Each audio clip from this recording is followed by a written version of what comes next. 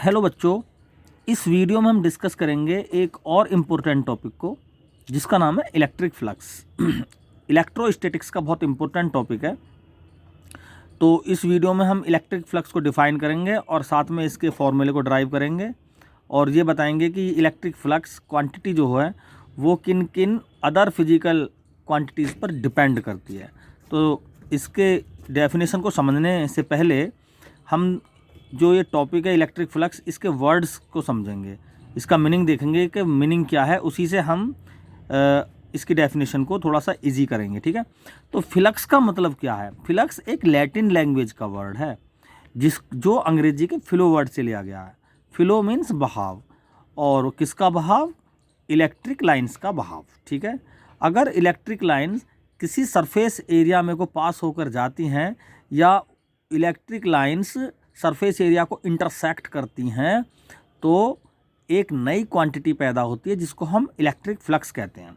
तो electric flux को phi एक वर्ड है, इस वर्ड से डिनोट करते हैं, ये फाई और ये इलेक्ट्रिक फील्ड उस सरफेस पर कितना इलेक्ट्रिक फील्ड पास हो रहा है उसके डायरेक्टली प्रोपोर्शनल होगा, और सरफेस एरिया जो भी है उसके भी ये डायरेक्टली प्रोपोर्शनल होगा, दोनों के डॉट प्रोडक्ट के बराबर होगा। ठीक है, तो फाई हो गया ई डॉट ए को हम लिख सकते हैं E A cos theta, A dot B होता है ए बी कॉस थीटा।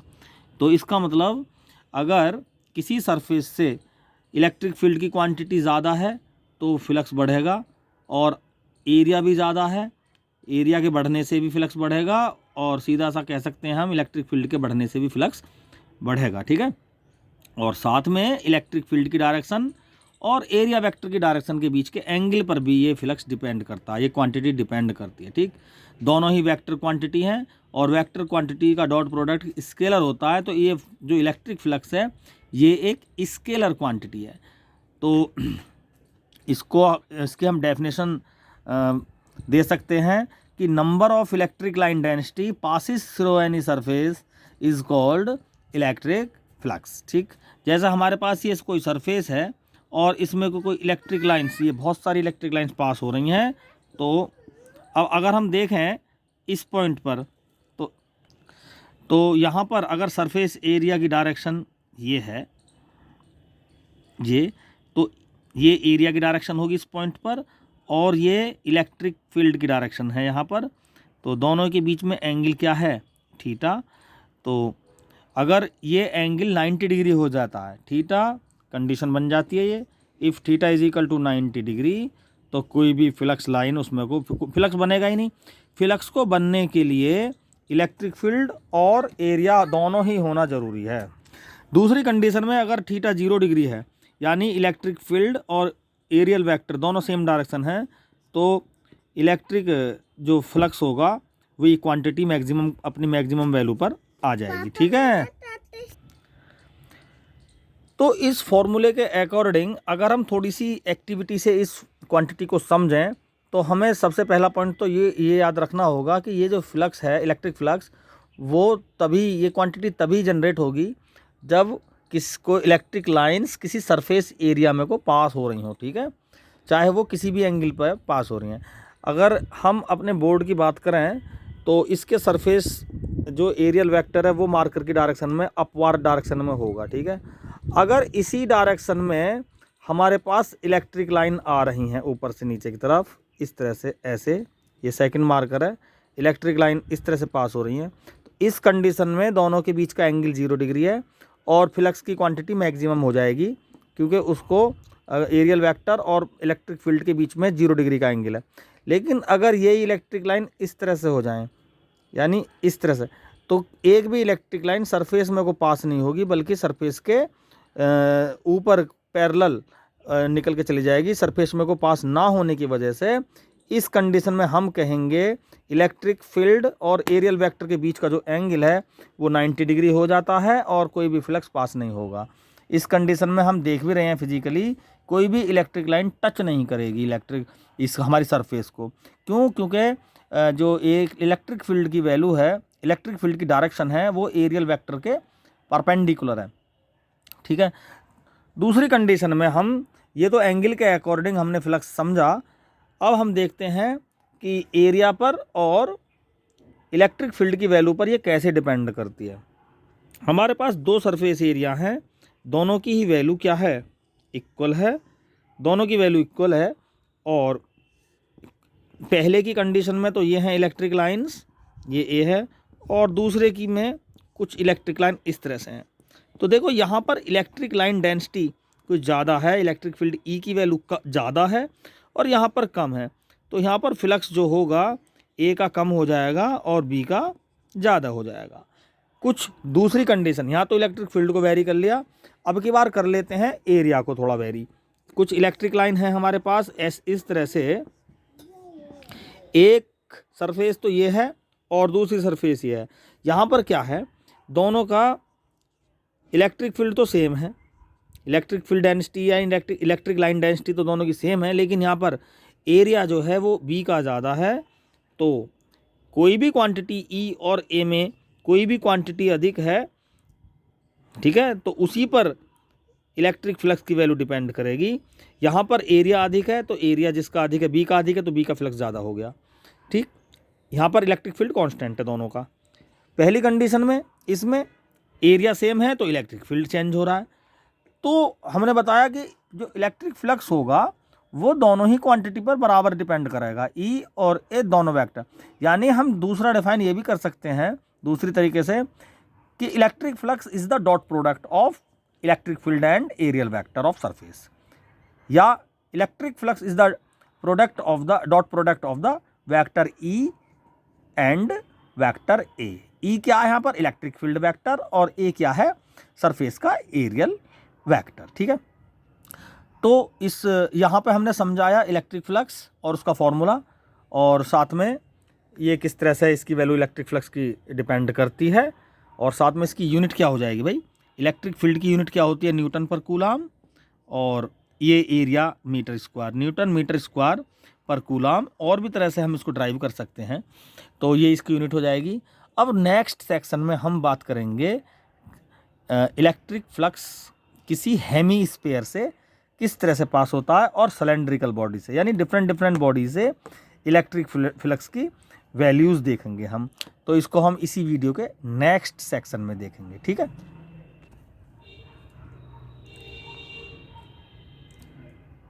तो बच्चों, अब तक हमने इलेक्ट्रिक फ्लक्स को डिफाइन किया और उसका फॉर्मूला समझा, ये इलेक्ट्रिक फील्ड और एरियल वेक्टर पे कैसे डिपेंड करता है, ये एक स्केलर क्वांटिटी है, ये सब हमने बताया।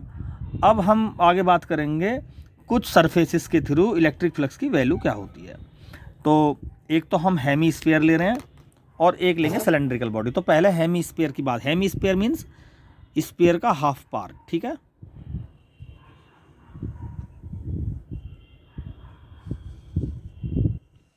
देखो ये एक स्फीयर है, दो तीन कंडीशन ले लेंगे हम इसकी।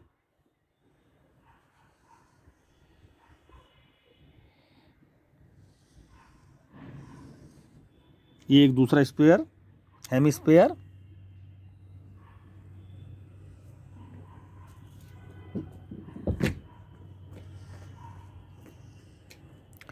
ये एक तीसरा हेमीस्फीयर बना दिया हमने।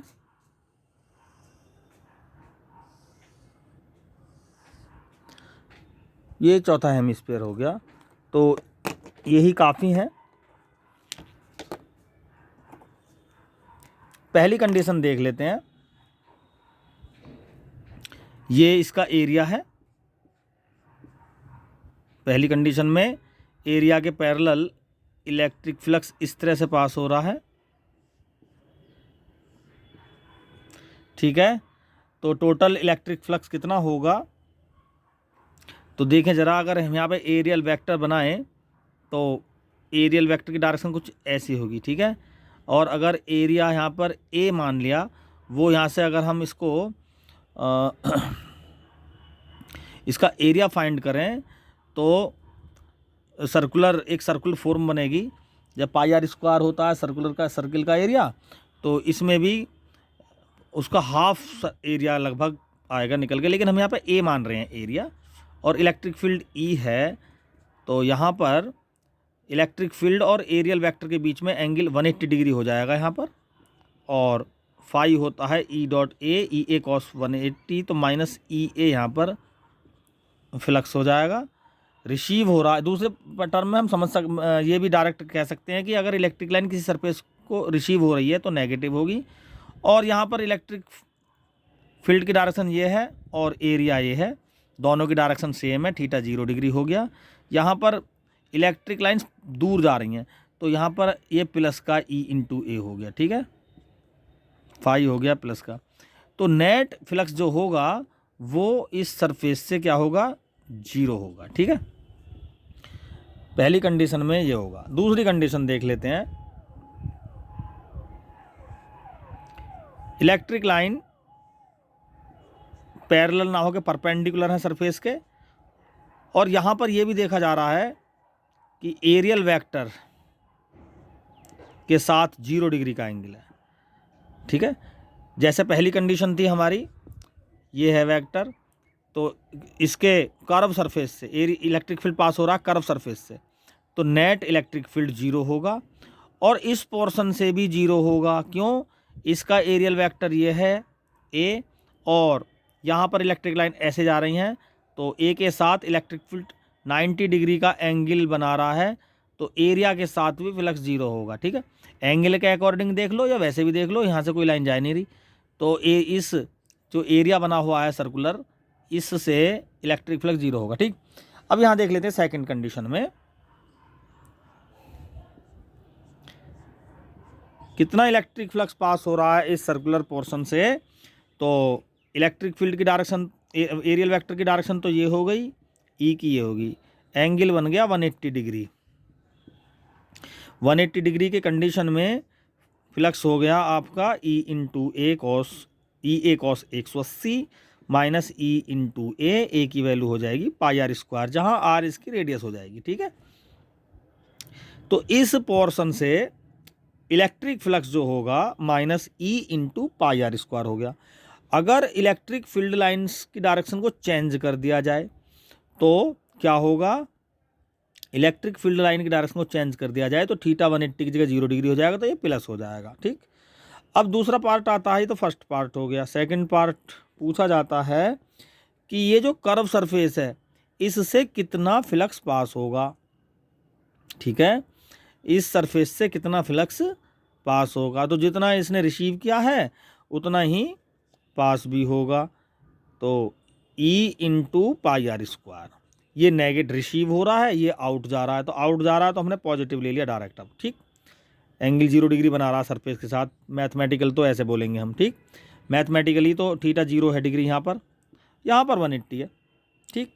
तो ये अब तीसरा क्वेश्चन आता है कि भाई नेट इलेक्ट्रिक फील्ड क्या हो जाएगा। नेट हो जाएगा 0, जितना इलेक्ट्रिक फील्ड रिसीव हो रहा है उतना ही एग्जिट हो रहा है। या हम ये कह सकते हैं चार्ज, बॉडी के अंदर कोई चार्ज नहीं है। जब बॉडी के अंदर कोई चार्ज नहीं होता तो वहाँ पर उसके द्वारा जो फ्लक्स होता वो 0 ही होता है। अगर इस बॉडी के अंदर कुछ चार्ज होता तो उससे इलेक्ट्रिक लाइन पास होती और कुछ फ्लक्स बनता, ठीक है। तीसरी कंडीशन में इलेक्ट्रिक लाइन को कुछ इस तरह से दिखाया गया है भाई, ठीक है। तो इलेक्ट्रिक लाइन को अगर इस तरह से दिखाया हुआ है तो इसका मतलब सरफेस के अंदर कोई चार्ज है, और क्योंकि ये पे यहाँ पे देखो डायरेक्ट ये कन्वर्जन हो रहा है इलेक्ट्रिक लाइंस का, इसका मतलब किसी पॉइंट से यहाँ पर पॉइंट चार्ज होगा कुछ, यहाँ से इलेक्ट्रिक लाइन पास हो रही हैं। तो क्वेश्चन आता है कि भाई जो कर्व सरफेस है उसके द्वारा कितना फ्लक्स पास होगा। तो फ्लक्स की एक ही डेफिनेशन है, तो यहाँ पर एंगल और इलेक्ट्रिक फील्ड की डायरेक्शन सेम है, तो सब जगह थीटा बराबर 0 डिग्री लेंगे। पहले तो ये पॉइंट है। दूसरा, लाइन ये पैरेलल नहीं है। अगर पैरेलल होती तो फिर पीछे से कहीं से हम आती हुई मान लेते इनको, लेकिन ये ऐसा नहीं है। तो फॉर्मूला हमारे पास ई डॉट ए कॉस 0 हो गया। ई तो इलेक्ट्रिक फील्ड की वैल्यू है, ए क्या है यहाँ पर, ये सरफेस एरिया है। क्योंकि 4 पाई आर स्क्वायर होता है पूरे स्क्वायर का सरफेस एरिया, इसका हो जाएगा 2 पाई आर स्क्वायर, आर इसकी रेडियस हो जाएगी। इस कंडीशन में यहाँ पर टोटल इलेक्ट्रिक फ्लक्स इससे पास होगा, सॉरी इस सरफेस से पास होगा। अगर टोटल फ्लक्स की बात करें तो कुछ एरिया, कुछ फ्लक्स इस सर्कुलर से भी पास होगा। तो उस कंडीशन में जो पास होगा वो होगा phi is equal to E into A या हो जाएगा पाई आर स्क्वायर। तो सरफेस एरिया से होगा E into pi are square. ये फ्लक्स जो होगा इस सर्कुलर पोर्शन से होगा, इसके क्रॉस सेक्शन से कह सकते हैं हम स्फीयर के, और ये पहली कंडीशन में जो होगा ये इसके कर्व सरफेस से पास होगा। ठीक है, तो ये थी हेमी स्फीयर्स की कुछ कंडीशन। एक और फोर्थ कंडीशन है, इसको हम बाद में गॉस थ्योरम जब पढ़ाएंगे उसमें डिस्कस करेंगे इससे कुछ रिलेटेड। और अब जो बात करेंगे हम सेकंड बॉडी जो लेंगे, सेकंड बॉडी लेंगे सिलेंड्रिकल सरफेस। ठीक है, तो बना लेते हैं एक सिलेंड्रिकल सरफेस भी। ये हमारे पास सिलेंड्रिकल सरफेस है, ठीक है, और सिलेंड्रिकल सरफेस के हम पैरेलल लेते हैं इलेक्ट्रिक लाइंस। ये इलेक्ट्रिक लाइंस हैं, ग्रीन कलर में दिखा रखी हैं। ठीक है, अब हमें बताना है कि इस सरफेस से कितना इलेक्ट्रिक फ्लक्स पास हो रहा है। तो इलेक्ट्रिक फ्लक्स का फॉर्मूला है ई डॉट ए। यहाँ पर देखें 180 डिग्री का एंगल बनेगा एरियल वेक्टर के साथ, या दूसरा फंडा है कि इलेक्ट्रिक फील्ड जिस सरफेस की तरफ को आ रहा है वो नेगेटिव होगा, या मैथमेटिकली ए थीटा को 180 डिग्री ले लो। यहाँ पर कॉस 180 की वैल्यू हो जाएगी -1, तो ई ए कॉस 180, तो हमने -1 पहले ही ले लिया, ए लिख देंगे यहाँ पर पाई आर स्क्वायर। ये सरफेस लेंगे। ठीक है, सेम इसी तरीके से यहाँ पर हो जाएगा phi plus E into pi are square. ठीक है, यहाँ पर थीटा 0 डिग्री होगा, एरियल वेक्टर ये होगा, और इलेक्ट्रिक फील्ड भी ये है सेम। तो यहाँ पर हो जाएगा प्लस पाई आर स्क्वायर। अब टोटल इलेक्ट्रिक फ्लक्स कितना होगा भाई, माइनस इतना ही और उतना ही प्लस, नेट 0 हो गया। इसको हम कह सकते हैं कि भाई बॉडी के अंदर कोई भी चार्ज नहीं है, चार्ज 0 है, इसलिए नेट फ्लक्स 0 होगा। लेकिन मैथमेटिकली देख लो, जितना इफेक्ट आ रहा है उतना ही वापस जा रहा है, तो इस कंडीशन में भी नेट फ्लक्स क्या हो गया, 0 हो गया। ठीक है, अब देखते हैं कि ये जो सरफेस है इसके थ्रू कितना फ्लक्स जा रहा है, या ये वाली सरफेस कितना फ्लक्स जा रहा है। तो सरफेस पे यहाँ एंगल बन गया, ये एरियल वेक्टर, सॉरी हाँ एरियल वेक्टर, और इधर भी एरियल वेक्टर बन गया। इलेक्ट्रिक फील्ड के साथ एंगल बना रहा है 90 डिग्री, तो सरफेस के थ्रू तो क्या हो गया, फ्लक्स हो गया 0, क्योंकि यहाँ पर 90 इलेक्ट्रिक फ्लक्स, इलेक्ट्रिक लाइन और एरियल वेक्टर के बीच का जो एंगल है वो 90 डिग्री हो गया। तो फिर भी मैथमेटिकली फॉर्मूला हम लिख लेते हैं, यहाँ पे लिखता हूँ phi is equal to E A cos 90। E तो ई है ही, ए क्या हो जाएगा भाई, ये हो जाएगा सिलेंडर की सरफेस, कर्व सरफेस का एरिया कितना होता है 2 पाई आर इंटू उसकी height, 2 pi R into L, और इंटू कॉस 90 की वैल्यू 0।